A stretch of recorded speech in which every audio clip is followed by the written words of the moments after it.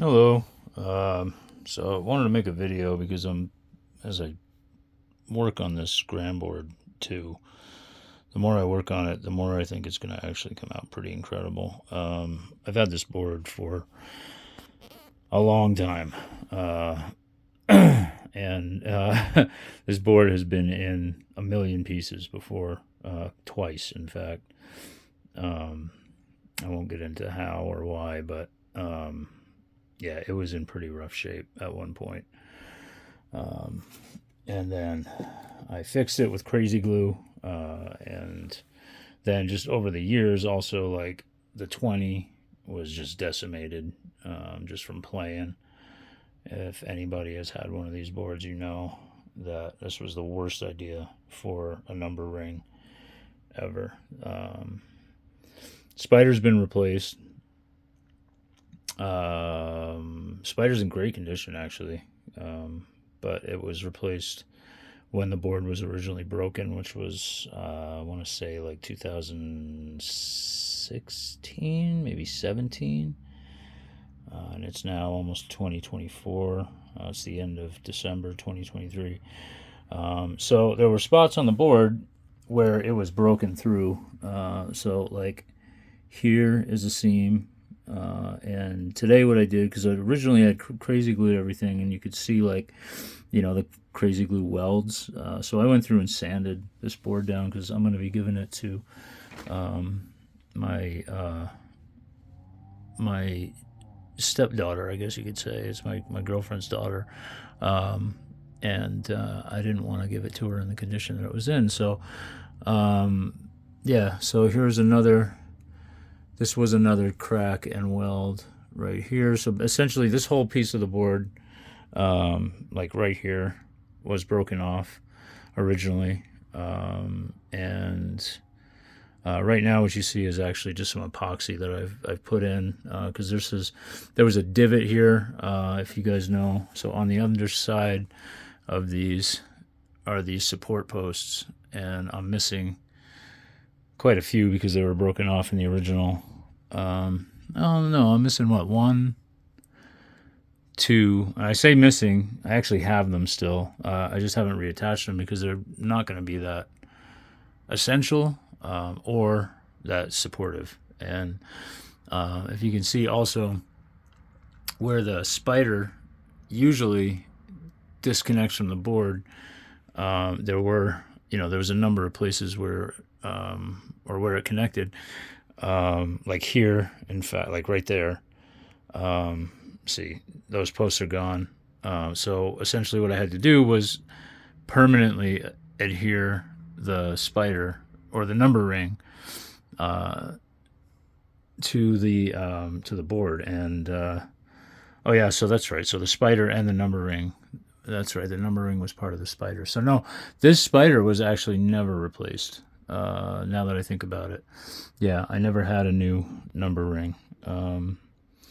What I was thinking is I had to reattach this. That's right. So luckily, I don't know how when this board was destroyed, I don't know how I got away with that spider and number ring actually not breaking as bad or breaking at all, because this is still in one piece, the whole spider and number ring, apart from regular usage stuff. Obviously 16 is gone. So my plan is to, once this is all done, so I sanded everything as flat as I could today. I taped this off because of the GranBoard logo underneath, Grand Darts, whatever it says, GranBoard.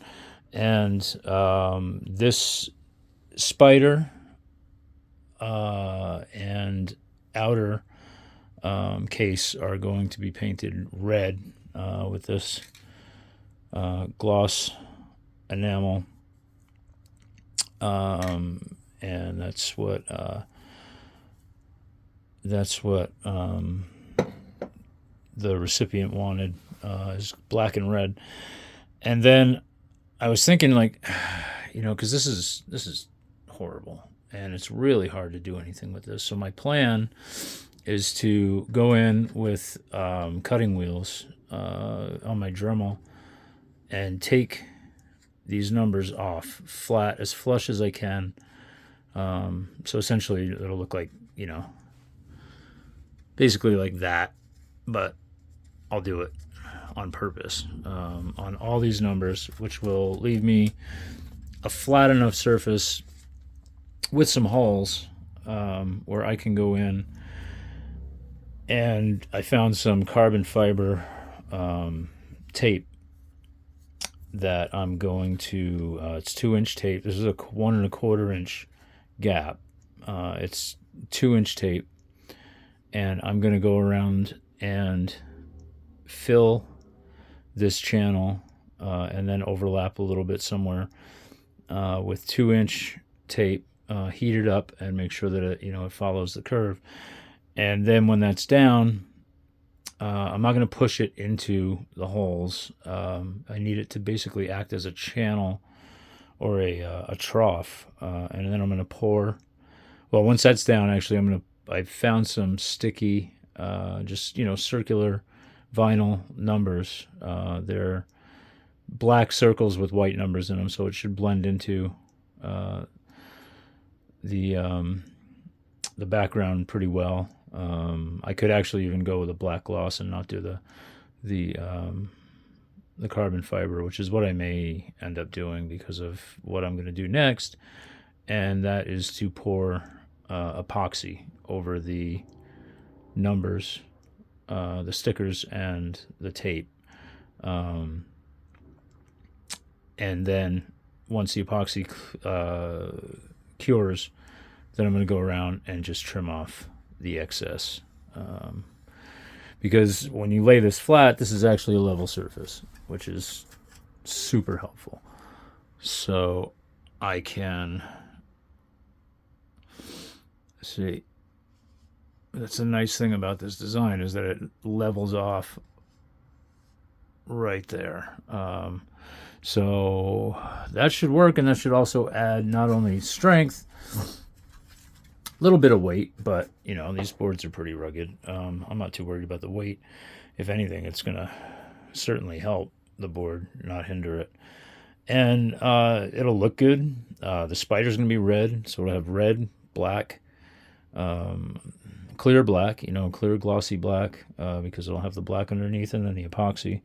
And then this black strip, once I peel that off too, with the logo underneath. I have a new button. I have a bunch of new. I actually have an entire set of new internals that the owner of the company gave me back years ago when they started GranBoards. And Takai was the original owner, and he and I worked together on a lot of what is essentially what GranBoard is today.